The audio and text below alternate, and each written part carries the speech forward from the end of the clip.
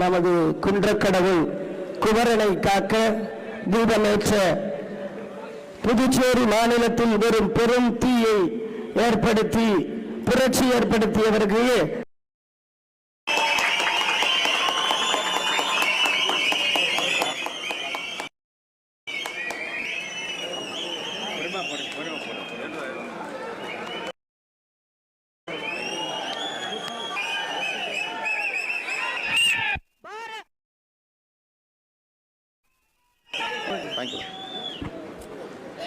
அனைவருக்கும் என்னுடைய அந்த மலை வணக்கங்களை முதல் கொள்கிறேன். காரணம், இந்த மலை ஆரம்பிக்கும் பொழுது நீங்க எதையும் பொருட்படுத்தாம மலையில் உட்கார்ந்து இருக்கிறீங்க, நனைந்து கொண்டிருக்கின்றீர்கள். பத்திரிகை நண்பர்களும் கூட தன்னுடைய பணியை அந்த மலையில செய்து கொண்டிருக்கின்றார்கள். ஆனா எங்களுக்கு இந்த கூரைக்கு கீழே அமர்ந்திருக்கிறோம். நாங்கள் வேண்டும் என்று கேட்கவில்லை, நாங்களும் உங்களோடு நனைந்து கொண்டு பேச வேண்டும் என்கின்ற ஆசைதான். ஆனா நாங்க இந்த கூரைக்கு கீழே இருக்கோம், நீங்க நேரடியா மலையின் தாக்கத்தில் இருக்கிறீங்க. எடுத்துக் கொள்வதற்காக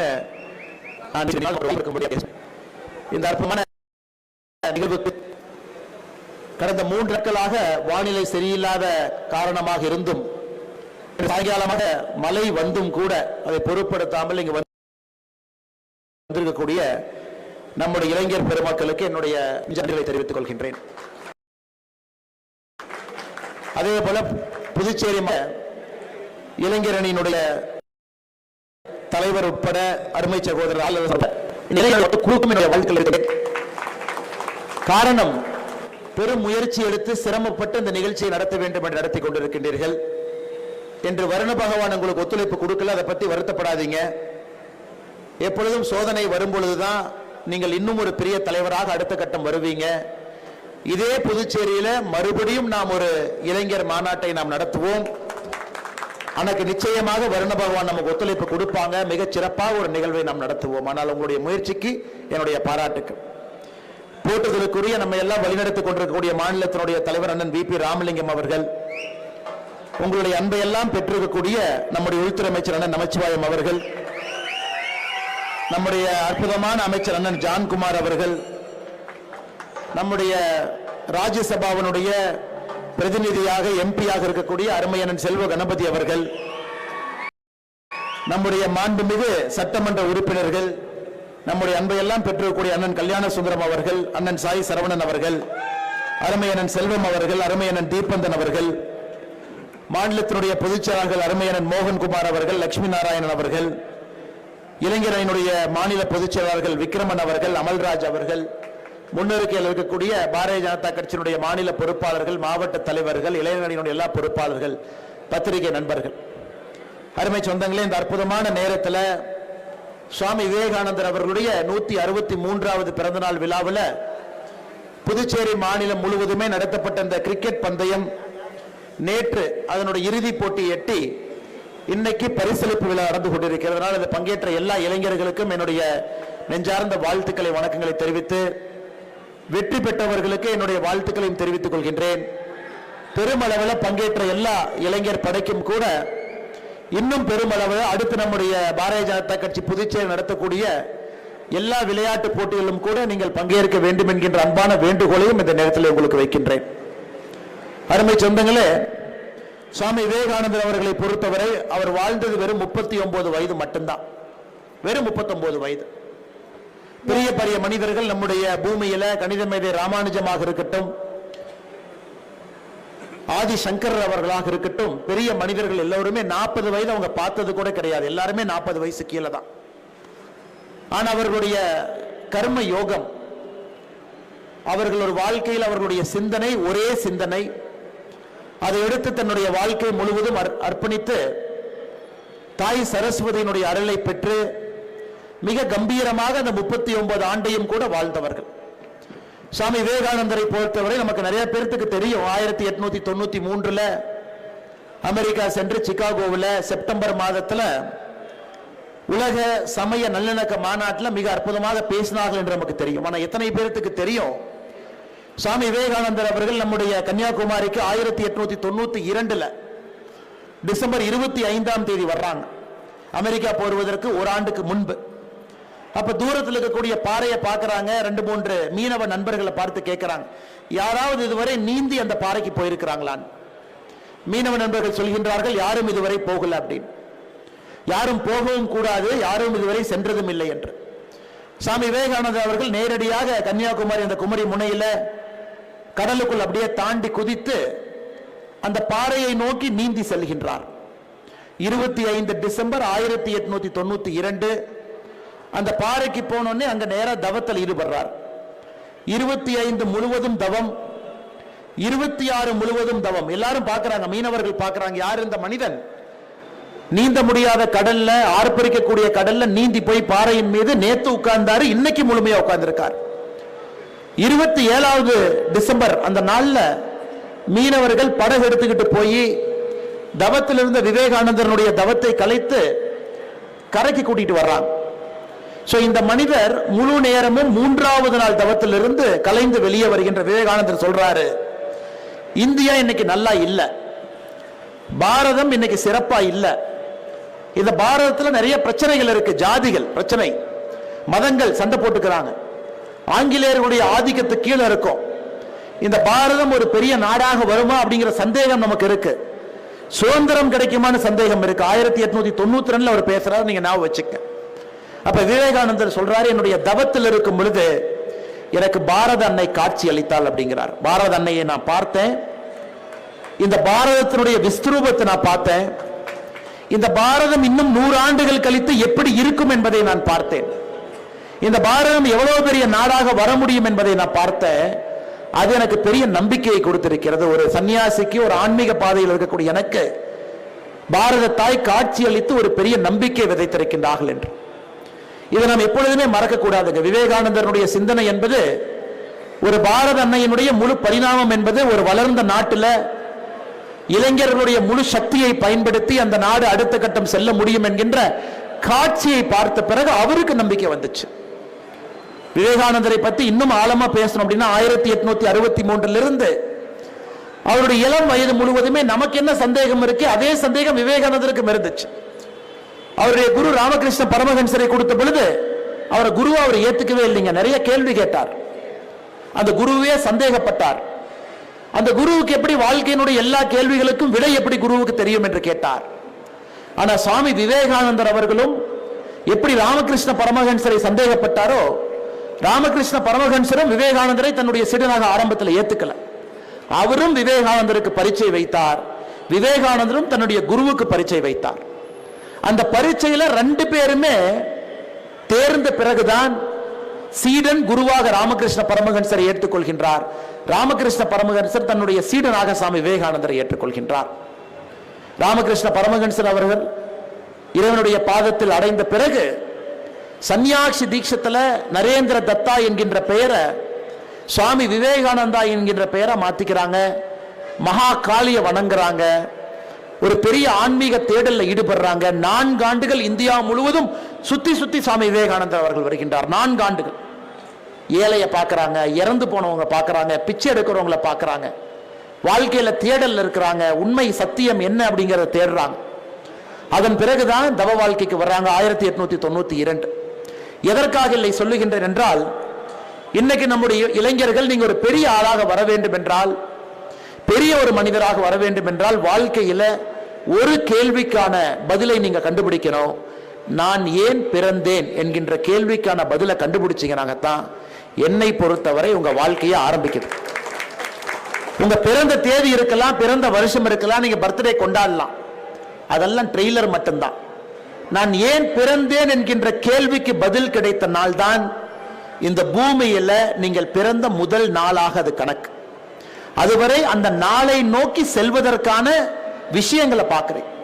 அதனால்தான் இளைஞர் பெருமக்கள் இன்னைக்கு பாருங்க, மழை வந்துச்சு சைடில் இருக்கிறாங்க, ஆனா பத்திரிகை நம்பர் பாருங்க, மழை வந்து மலையில் நிற்கிறாங்க. ஏன்னா அவங்களை பொறுத்தவரை இந்த வேலையை கர்மமாக பார்க்கின்றார். கர்ம யோக வேலை இது. மழை வந்தாலும் பிரஸ்காரங்க ஒரு கொடையை பிடிச்சிட்டு நிற்பாங்க, ஒரு கோட்டை போட்டுட்டு நிற்பாங்க. என்னைக்கு நம்முடைய இளைஞர்கள் மழையோ இடியோ புயலோ சுனாமியோ எது வந்தாலும் அப்படி நிற்கிறாங்களோ, அன்னைக்கு தான் சாமி விவேகானந்தர் சொன்ன அந்த 100 இளைஞர்கள் நமக்கு கிடைத்திருக்கின்றார்கள் என்கின்ற அர்த்தம். இதெல்லாம் இயற்கை உங்களுக்கு வைக்கக்கூடிய பரீட்சை. மழை பெய்யறால் என்ன தோல் உறிஞ்சா போயிட போதுங்க? ஒன்றாகாது. இடி விழுந்தா நம்ம தலைமையில விழுக போகுது? ஒன்றாகாது. இது இயற்கை உங்களுக்கு வைக்கக்கூடிய பரீட்சை. இந்த பரீட்சையெல்லாம் நீங்க பார்த்து பாஸ் ஆகி வெளியே வரணும். எத்தனையோ நாட்கள் நீங்க பார்ப்பீங்க. ஏழையை பார்க்கணும், பணம் இல்லாதவங்களை பார்க்கணும், பிச்சைக்கார நண்பர்களை பார்க்கணும். ஒன்றொன்றும் உங்களுக்குள்ள கேள்வி ஏற்படுத்தும். நான் ஏன் பிறந்தேன், ஏன் பிறந்தேன், ஏன் பிறந்தேன், ஏன் பிறந்தேன் என்பதற்கு உங்களுக்கு ஒரு கேள்வி ஒரு நாள் பதில் கிடைக்கும். இதுக்குத்தான் நான் பிறந்தேன். பணம் சம்பாதிப்பதற்காக பிறந்தேன், தப்பே கிடையாது. பணம் சம்பாதிக்கிறது தப்பே கிடையாது. சேவை செய்வதற்காக பிறந்தேன், தப்பே கிடையாது. இல்லை நான் பத்திரிகையாளராக செய்தி சேகரிப்பாளராக இருப்பதற்காக பிறந்தேன், தப்பே இல்லை.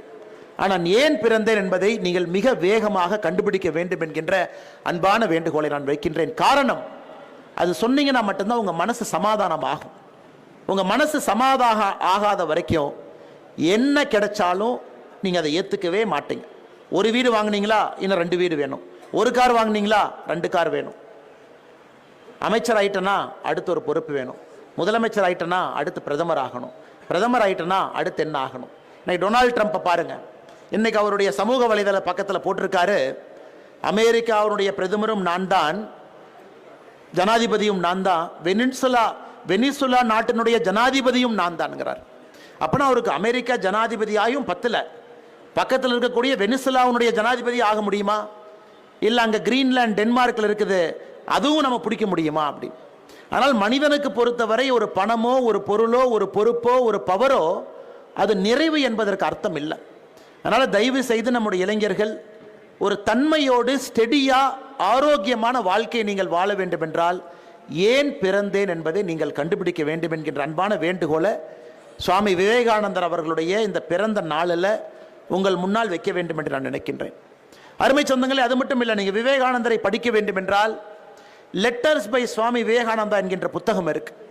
விவேகானந்தர் அவர்கள் தன்னுடைய வாழ்க்கையில் எழுதின எல்லா கடிதங்களையும் தொகுத்து புத்தகமாக ராமகிருஷ்ணா மிஷன் போடுறாங்க. 2 புத்தகம் தமிழில் இருக்கு, ஆங்கிலத்தில் இருக்கு. 2 புக்கு, 2 சேர்த்தீங்கன்னா ஒரு 700 பேஜ் வரும். Letters from Swami Vivekananda. விவேகானந்தர் தன்னுடைய வாழ்க்கையில் எழுதின எல்லா கடிதங்கள் அதில் இருக்கு. அதை வாங்கி படிக்கணும். 35 வயசு கீழே நீங்கள் ஒரு இளைஞனா இருக்கிறீங்கன்னா இந்த புத்தகத்தை படிக்காம உங்களுக்கு தூக்கம் வரக்கூடாது. இந்த புத்தகத்தை படிச்சுட்டு தான் நீங்கள் தூங்கணும். ஒரு விஷயத்தையும் அதில் எழுதியிருக்கார். வேதத்தை பற்றி, ஆன்மீகத்தை பற்றி, மனிதனுடைய பிரச்சனைகளை பற்றி, நம்ம எழுதக்கூடிய கேள்விகளை பிரச்சனை பற்றி, இயற்கையை பற்றி எல்லாமே அதில் இருக்கு. பேராசையை பற்றி எல்லாமே இருக்கு. அதனால் புதுச்சேரியினுடைய இந்த இளைஞர் மாநாட்டில் இருக்கக்கூடிய இளைஞர் பெருமக்களுக்கு என்னுடைய அன்பான வேண்டுகோள், சுவாமி விவேகானந்தனுடைய கடிதங்களுடைய புத்தக தொகுப்பு 2 வால்யமாக ராமகிருஷ்ணா மிஷன் போடக்கூடியது இருக்கு. 35 வயசுக்குள்ள நீங்க அதை வாங்கி படிக்கணும். காரணம், உங்களுடைய வாழ்க்கையினுடைய முதல் கேள்வி ஏன் பிறந்தேன் என்கின்ற பதில் எனக்கு அந்த புத்தகத்தை படித்த பிறகு எனக்கு கிடைச்சிச்சு. உங்களுக்கும் அந்த புத்தகத்தை படிக்கும் பொழுது கிடைக்கலாம் என்று நான் நம்புகின்றேன். தயவு செய்து அந்த புத்தகத்தை நீங்க படிக்கணும். 3வது, விவேகானந்தர் சொல்றார், ஒரு பக்கம் கீதை இருக்கு, ஒரு பக்கம் கால்பந்து இருக்கு. கீதை இருக்கு, கால்பந்து இருக்கு. ஒரு இளைஞனை எதை எடு என்று சொன்னால் விவேகானந்தர் சொல்றாரு, நான் கீதையை தொடு என்று சொல்ல மாட்டேன், கால்பந்தை எடு என்று சொல்வேன் என்று. விவேகானந்தர் பார்த்தீங்கன்னா ஆன்மீகத்தினுடைய குரு, உச்சபட்ச குரு சொல்றாரு, கீதையை படிக்கிறதுக்கு முன்னாடி கால்பந்து எடுத்து விளையாடுங்கிறார். ரொம்ப ஆச்சரியம்.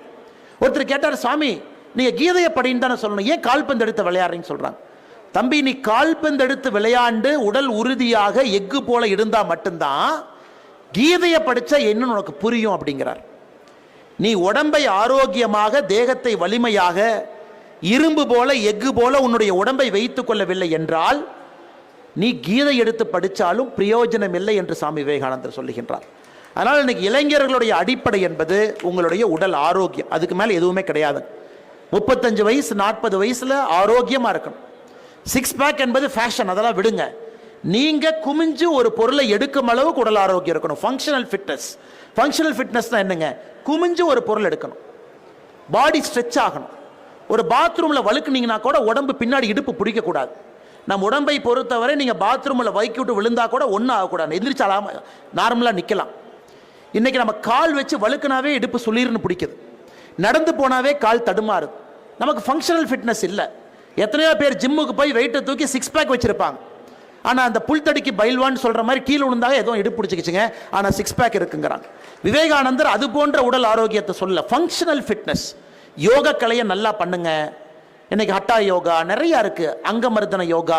யோகா அடுத்த கட்டம் போங்க. வெறும் யோகத்தை நான் தியானமா மட்டும் பண்ணுவேன், 2 ஸ்ட்ரெச்சிங் பண்ணுவேன். இன்னைக்கு அங்கமர்தன யோகா பண்ணீங்கன்னா 45 நிமிஷத்துல அப்படியே வேர்வை கொட்டும். வெள்ளைக்கார ஆச்சரியமா பார்க்கறான். இந்தியானா யோகானா எல்லாம் அமைதியா மூச்சு தானே விடுவாங்க. இதெல்லாம் அங்கமர்தன யோகா. ஹட்டா யோகா அடுத்த கட்டம். விரலுடைய நுனி எடுத்து மூக்க தொட முடியும் ஹட்டா யோகா. விவேகானந்தர் இதைத்தான் சொல்றாரு, ஜிம்முக்கு போய் வெயிட் தூக்காதீங்க, டம்பளை தூக்கி இதெல்லாம் பண்ணாதீங்க. உங்களுடைய காலுடைய நுனியை எடுத்து உங்களுடைய மூக்கை தொட முடிந்தால் ஹட்ட யோகத்துல நீங்க ஓரளவுக்கு நீங்க தேர்ச்சி பெற்றிருக்கீங்கன்னு அர்த்தம். அதனால் இதையெல்லாம் யோசிங்க. இதெல்லாம் நம்முடைய பாரம்பரிய மண்ணில் இருக்கு. இளைஞர்கள் இதையெல்லாம் தேடி தேடி கத்துக்கணும். ஹட்ட யோகா என்ன, அங்கமர்தன யோகா என்ன, யோகத்தையே உடல் பரிச்சையா செய்ய முடியுமான்.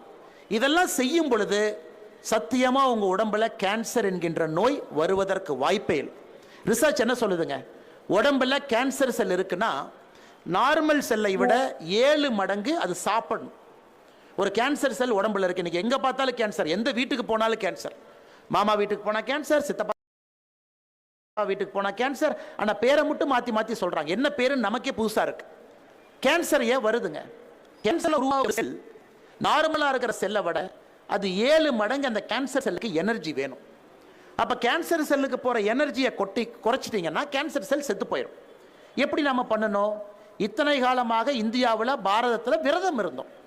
24 மணி நேரம் விரதம் இருந்தீங்கன்னா கேன்சர் செல்லுக்கு போற எனர்ஜியை கட் பண்ணீங்கன்னா செல் செத்து போயிடும். சஷ்டி விரதம் 7 நாள் இருந்தீங்கன்னா உடம்புல 1-2 கேன்சர் செல் இருந்தா எல்லா உடம்புலையுமே கேன்சர் செல் இருக்குதுங்க ஐயா. இங்க இருக்கிறவங்க யாரு உடம்புலையுமே கேன்சர் செல் இல்லைன்னு அர்த்தம் இல்லை. அந்த கேன்சர் செல் பெருகும் பொழுது அது கேன்சரா மாறுது. சின்ன சின்ன கேன்சர் செல் அங்கங்க அது ஒளிஞ்சிருக்கும், நமக்கு தெரியாது. அது பரவும் பொழுதுதான் நம்ம சொல்றோம் ஸ்டேஜ் 1, ஸ்டேஜ் 2, ஸ்டேஜ் 3, ஸ்டேஜ் 4. இத்தனை காலமா நாம் என்ன பண்ணோம்? செவ்வாய்க்கிழமை விரதம், வாரத்துக்கு 1 நாள் சாப்பிடாதீங்க. ஆட்டோமேட்டிக்கா உடம்புல கேன்சர் செல் இருந்தா செத்து போயிடும். சனிக்கிழமை சாப்பிடாதீங்க, கேன்சர் செல் செத்து போயிடும். வருஷத்துக்கு ஒருக்கா பாடி கிளீன் பண்ணுமா, 7 நாள் விரதம் இருங்க, மொத்த கேன்சர் செல் செத்து போயிடும். எப்படி நம்ம முன்னோர்களுக்கு கேன்சர் வந்துச்சு? யாருக்குமே வரல. நாம விரதத்தை விட்டாச்சு, ஃபாஸ்ட் ஃபுட்டை சாப்பிட்றோம். கென்டக்கி ஃப்ரைட் சிக்கன் ஏதோ பேரெல்லாம் வச்சிருக்கிறாங்க, எல்லாத்தையும் எடுத்து சாப்பிட்றோம். அப்போ என்ன ஆகுங்க? உடம்புல அவ்வளவு எனர்ஜி உள்ள போகும் பொழுது கேன்சர் செல்லுக்கு அந்த எனர்ஜி வேணும். இளைஞர்கள் இதைத்தான் ஃபாலோ பண்ண விவேகானந்தர் சொல்றாரு, வேற எந்த கம்ப சூத்திரமும் சொல்ல. ஆரோக்கியமா சாப்பிடுங்க, ஆரோக்கியமா இருங்க, யோக கலையை ஃபாலோ பண்ணுங்க, ஃபங்க்ஷனல் ஃபிட்டா இருங்க, ஒரு ஸ்போர்ட் விளையாடுங்க. ஆனா நாம் இன்னைக்கு அங்கிருந்து எதுக்கு போயிட்டோம்னா செல்போனுக்கு போயிட்டோம். செல்போனில் டைப் அடிக்கிறோம், வாட்ஸ்அப்பை பார்க்குறோம், இன்ஸ்டாகிராமில் ரீல் வைக்கிறோம், யூடியூப்பில் ஷார்ட்ஸ் போடுறோம், ட்விட்டரில் ட்வீட் பண்ணுறோம். இதுக்கு நாம் நேரம் செலவழிக்கும் பொழுது உடல் ஆரோக்கியத்திற்கும் தேக ஆரோக்கியத்திற்கும் மன ஆரோக்கியத்திற்கும் எங்கிருந்து நேரம் கொடுக்க முடியும்? அதனால் அன்பு சொந்தங்களே, இந்த விவேகானந்தருடைய தினத்துக்கு இத்தனை பேர் நம்ம வந்திருக்கோம். நம்ம வந்தோம், அவார்டு கொடுத்தாங்க, உள்துறை அமைச்சர் வந்தாங்க, சூப்பராக பேசினாங்க, மாநில தலைவர் அருமையாக பேசினாங்க. இந்த விழாக்கு 5 எம்எல்ஏ வந்திருக்கிறாங்க, 3 அமைச்சர்கள் வந்திருக்கிறாங்க, ரொம்ப சந்தோஷம். அதுக்காக இந்த விழா இல்லைங்க. இந்த விழாவிலிருந்து வெளியே போகும் பொழுது நம்ம 3 விஷயம் என்ன கற்றுக்கிட்டோம் அப்படிங்கிறக்கு தான் இந்த விழா. 3 விஷயம் என்ன கற்றுக்கிட்டோம்? நல்லா சாப்பிடணும், இளைஞர்கள் ஆரோக்கியமாக இருக்கணும், உடல் தேகத்தை பலமாக வச்சுக்கணும், அதன் பிறகுதான் எல்லாமேங்கிறார். அதன் பிறகு நீ கீதையை படி, கிருஷ்ண பரமாத்மா அர்ஜுனனுக்கு சொன்ன எல்லா ரகசியமும் உனக்கு புரியும். ஆனால் நாம் இன்னைக்கு கீதையை படித்தானே ஒன்றுமே புரியல. என்ன சொல்கிறாரு? அது இங்கிலீஷ் டிரான்ஸ்லேஷன் புக்கை கொடுங்க, தமிழ் மொழியாக்கம் கொடுங்க, மொழிபெயர்ப்பை கொடுங்கன்னு கேட்குறோம். அதனால் அன்பு சொந்தங்களே, இளைஞர் பெருமக்கள், விவேகானந்தரனுடைய கடிதங்கள் தொகுப்பு 2 புக் இருக்குது, ராமகிருஷ்ணா மிஷன் நீங்கள் படிக்கணும். முக்கியமாக உடம்பை ஆரோக்கியமாக உணவுலேருந்து கட்டுப்பாடோடு வாழணும். ஒரு சுய கட்டுப்பாடு, தூங்குற நேரம், எந்திரிக்கிற நேரம், மிச்ச நேரத்தை சுய கட்டுப்பாடோடு வாழுங்க. இந்த 3-4 விஷயங்கள் மட்டும்தான் உங்களுக்கு சொல்ல வேண்டும் என்கின்ற ஆசை. இளைஞரணியை பொறுத்தவரை இன்னைக்கு புதுச்சேரி மாநிலத்தினுடைய இளைஞர் அணிக்கு புதுச்சேரி மாநிலத்தினுடைய தலைவர் ஒரு ப்ரெஷர் டெஸ்ட் வச்சிருக்கார். ஒரு ப்ரெஷர் டெஸ்ட். இன்னைக்கு இளைஞரணி தம்பிகள், நீங்களே எல்லாத்தையும் கூட்டிட்டு வரணும். பணம் கொடுத்து யாரையும் இந்த கூட்டத்துக்கு கூப்பிடக்கூடாது. ஆர்வம் இருக்கக்கூடிய இளைஞர்கள் மட்டும்தான் இந்த கூட்டத்துக்கு வரணும். ஆர்வம் இல்லாத இளைஞர்களை நீங்க கூப்பிடாதீங்க, அவங்க மட்டும் வரணும். ஒரு பெரிய ப்ரெஷர் டெஸ்ட் வச்சிருக்காங்க. உண்மையாலும் மனதார பாராட்டுகின்றேன். காரணம், உண்மை சத்தியம் எங்கிருக்கிறதோ அங்கே மட்டும்தான் நேர்மை இருக்கும். 10,000 பேர் சேர்த்திட்டோம், 50,000 பேர் சேர்த்திட்டோம், எதுக்கு 50,000 பேர் வந்தாங்கன்னு தெரியாம வர்ற 50,000 பேர் நமக்கு வேண்டாம். ஏன் வருகின்றேன் என்று தெரிந்து வருகின்ற 1000 பேர் நமக்கு போதும். விவேகானந்தர் எதிர்பார்க்கக்கூடிய அந்த 1000 பேர் ஏன் வருகின்றேன் என்று தெரிந்து வரக்கூடிய இளைஞர்கள். இன்னைக்கு வந்திருக்கக்கூடிய எல்லா இளைஞர் பெருமக்களுக்கும் என்னுடைய நெஞ்சார்ந்த மனமார்ந்த நன்றிகளை தெரிவித்து, இளைஞரணியினுடைய தலைவர், இளைஞரணியினுடைய சொந்தங்கள், மண்டல் அளவிலிருந்து ஒரு குழுவை நீங்கள் எடுக்கணும். கொஞ்சம் கொஞ்சமாக நல்ல தேசியவாத இளைஞர்களை சேர்க்கணும். மண்டலிருந்து மாவட்டத்துக்கு வரணும். இது முழு நேர வேலையாக சங்கல்பமாக இளைஞரணிக்கு எதிர்பார்ப்பே இருக்கக்கூடாது. என்னுடைய அன்பான வேண்டுகோள், இளைஞரணியை பொறுத்த வரைக்கும், ஏன்னா அரசியலில் நாம் இருக்கோம், வேறு வழி இல்லை. புனைப்பெயர் பட்டப்பெயர் நமக்கு மக்கள் கொடுத்துட்றாங்க. ஏன்னா அரசியல் இருக்கிறனால அதுவும் சில கெட்ட பழக்கங்கள் நம்மோடு ஒட்டிக்கொள்கிறது, அதெல்லாம் ஓகே.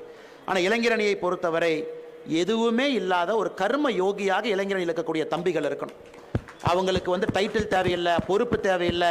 நான் மாநில தலைவராக இருந்தால் தான் வேலை பார்ப்பேன், பொதுச்செயலராக இருந்தால் தான் வேலை பார்ப்பேன், சேர் போட்டால் தான் வேலை பார்ப்பேன். இளைஞரணி தம்பியை பொறுத்தவரை தரையில் உட்கார்ந்து வேலை பார்க்கணும். அதுதான் பாரதிய ஜனதா கட்சியின் இளைஞரணி. ஏன்னா அடுத்த தலைவர் என்பது பாரதிய ஜனதா கட்சியின் இளைஞரணியிலிருந்து தான் உருவாகிறோம். நமக்கு அடுத்த தலைவர் கர்மயோகியா வரணும். இளைஞரணியில் இன்னைக்கு அடிபட்டு மிதிப்பட்டு நசுக்கப்பட்டு இளைஞரணியில் எல்லா கஷ்டத்தையும் பார்த்து, சேர் எடுத்து போடுறது, சேர் எடுத்து வைக்கிறது, எல்லாத்தையும் பார்த்து, டேபிள் தொடச்சு, அலுவலகத்தை கிளீன் பண்ணி, அப்படி அந்த வேலையை செய்யக்கூடிய இளைஞன் தான் ஒரு கர்ம யோகியாக எந்த எதிர்பார்ப்பும் இல்லாத ஒரு நல்ல தலைவனாக வருகின்றான். அதனால் இளைஞரணி தம்பிகளை பொறுத்தவரை அப்படிப்பட்ட நல்ல தலைவர்களாக நீங்கள் உருவாகணும். எதையும் நீங்கள் எதிர்பார்க்க கூடாது. எதன் மேலேயும் உங்களுக்கு பற்று பாசம் இருக்கக்கூடாது. அரசியலில் சீட் கொடுப்பாங்களா, எம்எல்ஏ சீட் கொடுப்பாங்களா, மாநில தலைவர் பக்கத்தில் நிற்க வச்சு ஃபோட்டோ எடுப்பாரா, மாநில தலைவர் நம்மளை பார்த்து சிரிக்கலினா நான் என்ன பண்ணுவார், அது எதுவும் நினைக்காது. மாநில தலைவருக்கு வேலை செய்வதற்காக இளைஞரணி, கட்சிக்கு வேலை செய்வதற்காக இளைஞரணி. தரையில் அமர்ந்தாலும் அதே சந்தோஷம், மேடையில் நமச்சிவாய் என்ன பக்கத்தில் சேர் கொடுத்தாலும் அதே சந்தோஷம், ஓரத்தில் நிற்க வச்சாலும் அதே சந்தோஷம், கேட்டுக்கு வெளியே டிராஃபிக்கை ரெகுலேட் பண்ணுங்கனாலும் அதே சந்தோஷம், வெளியே போய் கொடியை கட்டுங்க அதே சந்தோஷம், நிகழ்ச்சிக்கு வர வேண்டாம் மாவட்டத்திலிருந்து பின்னாடி வேலை செய்யுங்கனாலும் அதே சந்தோஷத்தோடு இளைஞரணி இருந்தா, பாரதிய ஜனதா கட்சி புதுச்சேரிக்கு நமக்கு இளைஞர்கள் வேண்டும் என்று சொல்வதை விட கர்மயோகியாக இருக்கக்கூடிய இளைஞர்கள் நமக்கு வேண்டும். காரணம், இந்த கட்சி இன்னும் அடுத்தடுத்த காலம் பெருசாக வளரணும். அண்ணன் சொன்னாங்க, மிக சிறந்த ஆட்சி நாம் கொடுத்துக்கிட்டு இருக்கோம். மறுபடியும் 5 ஆண்டு பத்தாதுங்க. ஜனநாயகத்தை பொறுத்தவரை 5 ஆண்டு என்பது எப்பவும் பத்தாது. மறுபடியும் 5 ஆண்டு, 25 ஆண்டுகள், 30 ஆண்டுகள் மத்திய பிரதேசத்தில், குஜராத்தில் பாரதிய ஜனதா கட்சியுடைய ஆட்சி இருக்கு. இன்னமும் நாம டே 1 மாதிரி வேலை பார்க்குறோம். 25 ஆண்டுகள் ஆட்சியில் இருந்தாலும் கூட 25 வருஷம் இருந்துட்டேன்னு நம்ம சொல்ல, இன்னும் முதல் நாள் ஆட்சியில் இருந்தால் எப்படி இருப்போமோ அதே வைராகியத்தோடு வேலை பார்க்கின்றோம். அதனால் புதுச்சேரியினுடைய மாற்றம் என்பது இன்னும் பல ஆண்டுகள் இங்கே பாரதிய ஜனதா கட்சி தேசிய ஜனநாயக கூட்டணி ஆட்சியில் இருக்கணும். அதற்கு இளைஞர் இங்கிருந்து தலைவர்கள் நீங்கள் ஃபீடு பண்ணிக்கிட்டே இருக்கணும். இளைஞர் அணியிலிருந்து மாவட்ட தலைவர், இளைஞர் அணியிலிருந்து மாநில தலைவர், இளைஞர் அணியிலிருந்து தேசிய தலைவர், அப்படித்தான் வரணும். இன்னைக்கு நம்முடைய தேசிய தலைவர், தேசிய செயல் தலைவர் நிதின் நாபின் அவர்கள் பீகார் மாநிலத்தினுடைய இளைஞரணி தலைவர், அகில இந்திய இளைஞரணி பொதுச் செயலாளர், அகில இந்திய இளைஞரணி பொறுப்பாளர், 26 வயசுல பீகாரில் பட்னா வெஸ்டினுடைய எம்எல்ஏ, 2006, 2010 2வது முறை எம்எல்ஏ, 2015 3வது முறை எம்எல்ஏ, 2020 4வது முறை எம்எல்ஏ, 2025 5வது முறை எம்எல்ஏ. இன்னைக்கு அவருக்கு வயசு வெறும் 46. அப்போ பாரதிய ஜனதா கட்சி இளைஞர் அணியிலிருந்து ஒருத்தரை கண்டுபிடிச்சு அவரை குரூம் பண்ணி எம்எல்ஏ ஆக்கி அவருக்கு பொறுப்புகள் கொடுத்து 3 முறை நிதிஷ்குமார் அவர்கள் ஆட்சியில் அமைச்சரவையிலிருந்து தேசிய செயல் தலைவர் பொறுப்பு வரும் வரை, அதற்கு முன்னாடி நாள் வரைக்கும் பீகாரில் அமைச்சராக இருந்தார். அன்னைக்கு தான் பொறுப்பை துறக்கிறாரு. ஏன்னா இளைஞர் அணியை பொறுத்தவரை அந்த லீடர்ஷிப்பை மேலே தூக்கி கொண்டு வரணும். அதனால் புதுச்சேரியுடைய இளைஞர் அணியினுடைய அன்பு தம்பிகள் மிகச் சிறப்பாக இந்த நிகழ்ச்சியை நடத்தி கொண்டிருக்கின்றீர்கள். அதற்காக என்னுடைய மனமார்ந்த வாழ்த்துக்களையும் தெரிவித்து, இன்னும் உயர, இன்னும் மேலே, இன்னும் வலிமையாக, இன்னும் பலமாக உங்களுடைய செயல்பாடுகள் இருக்கட்டும். எல்லா வல்ல இறைவன் சுவாமி விவேகானந்தருடைய அருள் உங்களுக்கு முழுமையாக கிடைக்கட்டும் என்று சொல்லி, இந்த நிகழ்வுக்கு வந்திருக்கக்கூடிய எல்லா அன்பு சொந்தங்கள், குறிப்பாக காவல்துறை நண்பர்கள், பத்திரிகை நண்பர்கள் எல்லோருக்குமே எதை பற்றி கவலைப்படாதீங்க.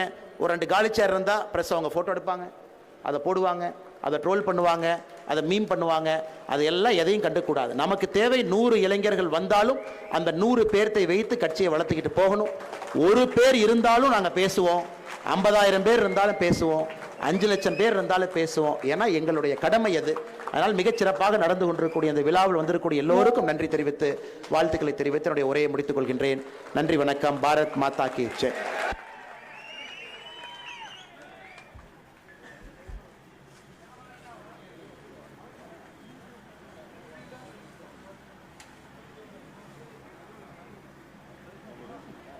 நம்முடைய சீனிவாசன்ஜி நம்முடைய விவேகானந்தருடைய சிலையை அந்த மேடையில் வைத்து நம்ம இளைஞர்கள் பார்க்க வேண்டும் என்பதற்காக எடுத்து வந்தவர். அவருடைய பிள்ளை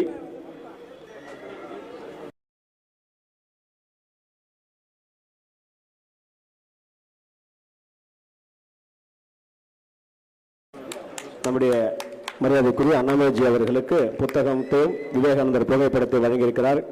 திரு சர்மாஜி அவர்கள் விவேகானந்தருடைய வாழ்க்கை வரலாறை கண்காட்சியாக அமைத்திருக்கிறார். அவர்கள் கையால் விவேகானந்தருடைய சிலையை அன்பிற்கு மரியாதைக்குரிய அண்ணாமலைஜி அவர்களிடம் விவேகானந்தர் சிலையை வழங்கியிருக்கிறார்.